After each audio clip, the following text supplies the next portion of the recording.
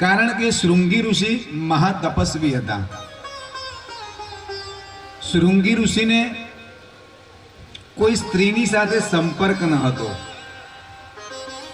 શૃંગી ઋષિને સ્ત્રીલિંગ શું કહેવાય તે ખબર ન હતી. શૃંગી ઋષિના આશ્રમમાં વૃક્ષો હોય પણ તેની લતાઓ નહોતી. એટલે શૃંગી ઋષિને બોલાવ્યા. એ પણ બીજી અપ્સરાઓના માધ્યમથી બોલાવવામાં આવ્યા છે અને તેમના દ્વારા પુત્ર કામેષ્ટિ યજ્ઞ કર્યો. અને તે યજ્ઞ દ્વારા અહીંયા દશરથ નંદન ભગવાન દશરથજીના ઘરે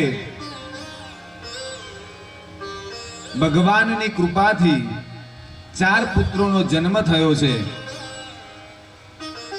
તેમાં સૌથી મોટા કૌશલ્યાજીના ત્યાં ભગવાન શ્રી રામચંદ્રનો જન્મ થયો. બોલીએ શ્રી રામચંદ્ર ભગવાન કી જય, દ્વારિકાધીશ કી જય.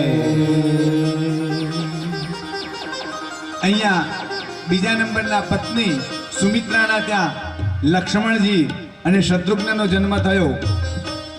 અને આ બાજુ કૈકેયીની જોડે કૈકેયી માતાના દ્વારા ભરતજીનો જન્મ થયો. અને અહીંયા સુખદેવજી મહારાજ રાજા પરીક્ષિતને ભગવાન રામચંદ્રનું ચરિત્ર સમજાવે છે. ભગવાન રામચંદ્ર તેમનો જન્મ થયો તે ચંદ્રવંશના રાજા હતા. અને ભગવાન રામચંદ્ર તે મર્યાદા પુરુષોત્તમ કયા અને ભગવાન કૃષ્ણ તેમને પૂર્ણ પુરુષોત્તમ કયા. ભગવાન રામ છે તે સંપૂર્ણ સીધા છે. તમે કોઈ પણ જગ્યાએ તેમના ચિત્ર જુઓ તો તે સીધા લાગે. અને ભગવાન કૃષ્ણ છે તે લીલા કરવા વાળા છે.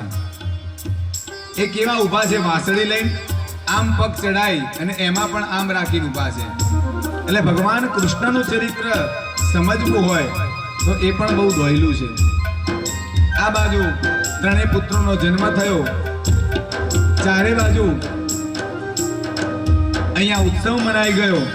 અને ભગવાન રામચંદ્રના જન્મથી ત્યાં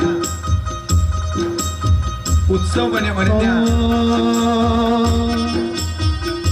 મંગલ ભવન અમંગલ હારી